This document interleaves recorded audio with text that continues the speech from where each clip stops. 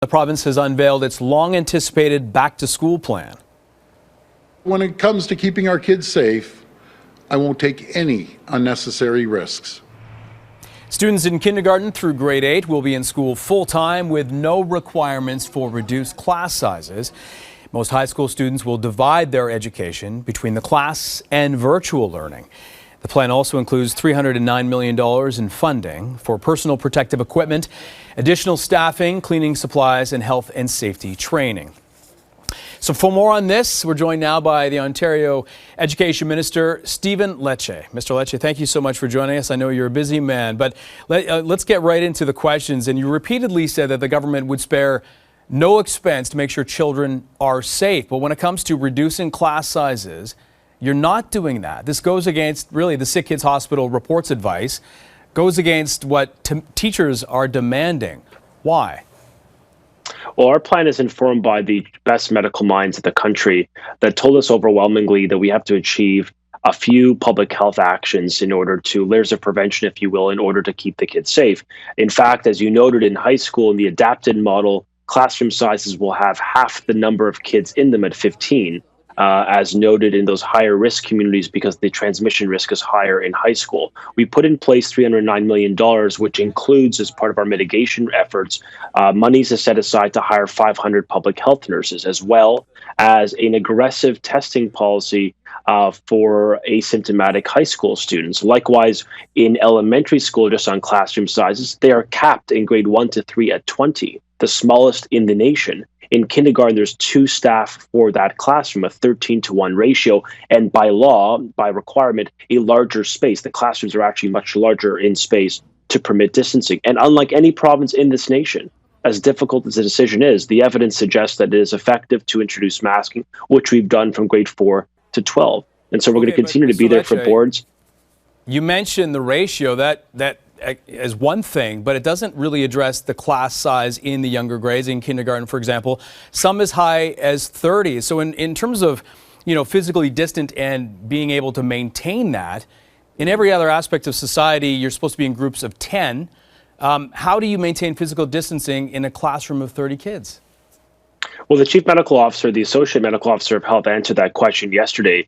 She noted that it's important that when distancing can't be ensured, particularly for kids over grade 4, that they do masking. And we have decided to do that as a policy of the government to ensure we de-risk the circumstance in addition to other efforts. But I think it's important to note that there are 2 staff members in those kindergarten classes. There is a maximum of 20 in grade 1 to 3.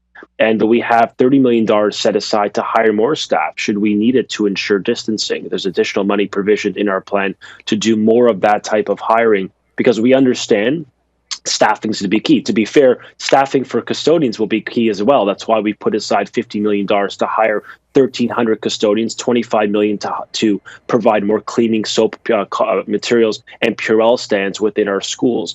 This is a multifaceted approach. We're doing everything we possibly can according to public health advice. And I think there's a reason why public health leaders have suggested this plan responds to that risk, because we're doing sort of an all-of-the-above approach. And also, I think it's important to note from a mental health perspective and from the personal development, it's critical these kids get back to class. We put more money in place to support the children in mental health, by another $20 million to hire more psychologists, more psychotherapists, and reduce the wait times so they can get that care they deserve leading into September.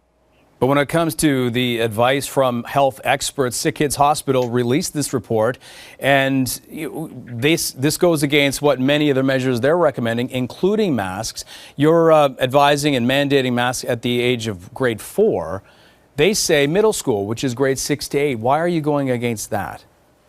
Well, to be fair, the advice from the medical community, including Sick Kids, is that masking is effective in combination with other steps. We're the only province to introduce a mandate on maskings. That's the first principle that we've introduced from grade 4 up. The point of Sick Kids is that it's more of an optional element, but encouraged in the earlier years, and a mandate in the latter years. We've opted for grade 4 based on the evidence that it could be counterintuitive at a younger point. Obviously, we want to make sure that, if we're going to introduce masking, it could be done in a way that doesn't compound the risk. It reduces the risk, which is why that decision point of about grade age 10 and up was made based on that health advice. Remember, the Sick Kids Hospital had really did help us and built our protocol, informed us on these best practices, and we've accepted them on cleaning, on masking, on an element of 1 meter distancing, as well as when it comes to mental health supports, which they believe developmentally are critical. So we put in place 300. But I want to get to this real quick. Is there any threshold whatsoever, if the numbers remain low in the province, would these restrictions be in place for years perhaps? Or if they're in the single digits, is there a possibility that you lift some of these restrictions? Well, certainly for those high schools and higher risk communities like in the GTA that are adapted model, our aspiration is to get to a conventional model, meaning 5 days a week, but it has to be safe.